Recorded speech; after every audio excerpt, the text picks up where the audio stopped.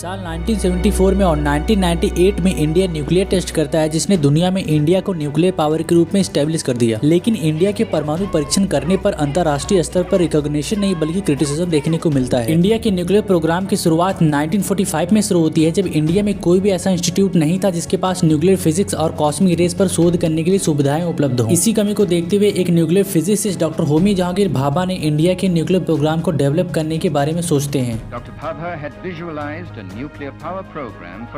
साल 1944 में होमी भाभा टाटा ग्रुप के चेयरमैन JRD टाटा को एक पत्र लिखते हैं, जिसमें होमी भाभा एक न्यूक्लियर इंस्टीट्यूट बनवाने के लिए आर्थिक सहायता का प्रस्ताव देते हैं। JRD टाटा इस प्रस्ताव को एक्सेप्ट करते हैं और अगले साल 1945 में इंडिया का पहला न्यूक्लियर इंस्टीट्यूट मुंबई में स्टैब्लिश किया जाता है। इस न्यूक्लियर इंस्टीट्यूट का नाम Tata institute of fundamental research होता है और यहाँ से भारत के न्यूक्लियर प्रोग्राम की शुरुआत होती है। The Tata Institute of Fundamental Research in Bombay was asked to train scientists in the techniques of nuclear physics. 2 साल बाद 15 अगस्त 1947 को इंडिया ब्रिटिश गवर्नमेंट से आज़ाद होता है और पंडित जवाहरलाल नेहरू इंडिया के पहले प्राइम मिनिस्टर बनते हैं। Was Jawaharlal Nehru, who took over as the first Prime Minister of independent India in 1947. 23 मार्च 1948 को पंडित जवाहरलाल नेहरू पार्लियामेंट में एटॉमिक एनर्जी बिल को प्रेजेंट करते हैं और बाद में इस बिल को 15 अप्रैल 1948 को इंडियन एटॉमिक एनर्जी एक्ट के रूप में पास कर दिया जाता है और इसी एक्ट के तहत इंडियन एटॉमिक एनर्जी कमीशन को भी बनाया जाता है। इधर Tata institute of fundamental research में न्यूक्लियर एनर्जी प्रोग्राम का टेक्नोलॉजी डेवलपमेंट बेहतर ढंग से नहीं हो पा रहा था। इसी वजह से होमी जहांगीर भाभा ने इंडियन गवर्नमेंट से एक नई प्रयोगशाला बनवाने की बात कहते हैं। इस प्रयोगशाला का नाम एटॉमिक एनर्जी एस्टेब्लिशमेंट ट्रॉम्बे था, जिसे जनवरी 1954 में स्टैब्लिश किया गया। Is at Trombay near Bombay, opposite the famous Elephanta Island, and the atomic energy establishment was born.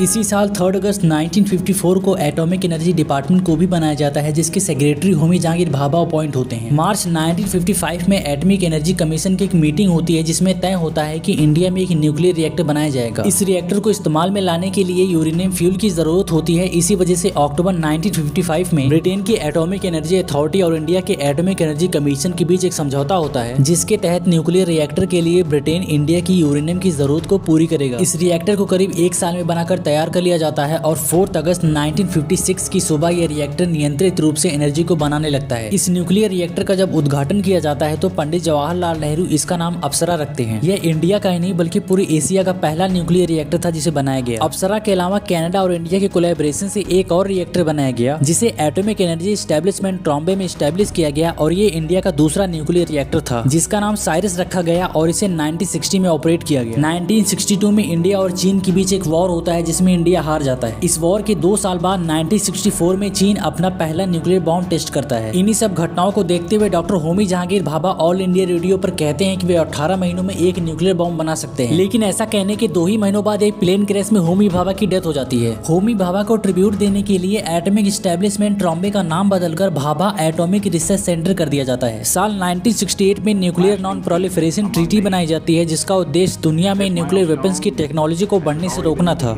Non-proliferation of nuclear weapons.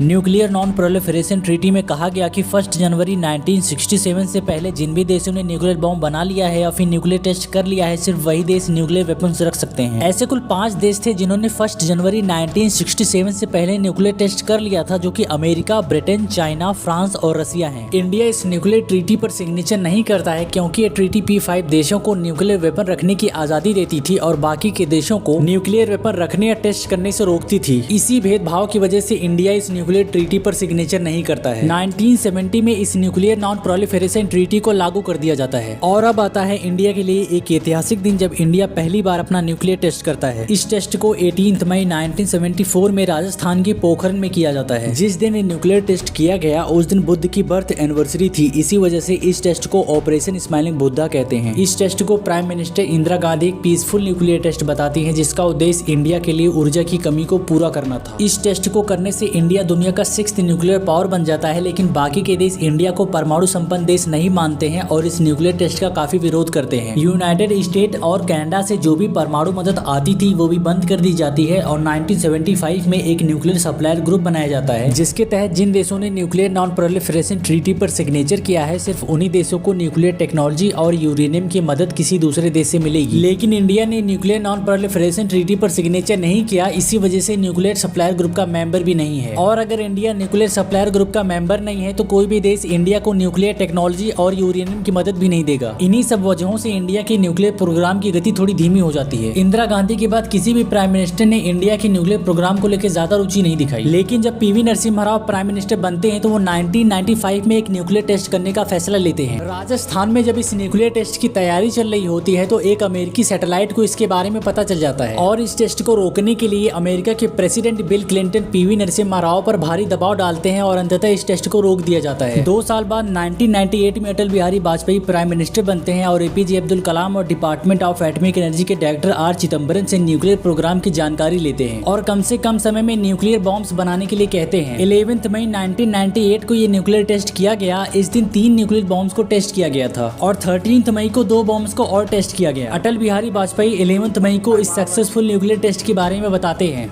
India conducted 3 underground nuclear tests in the Pokhran range. इस nuclear test को operation शक्ति कहा जाता है, जिसके बाद दुनिया ने इंडिया को परमाणु संपन्न देश मान लिया।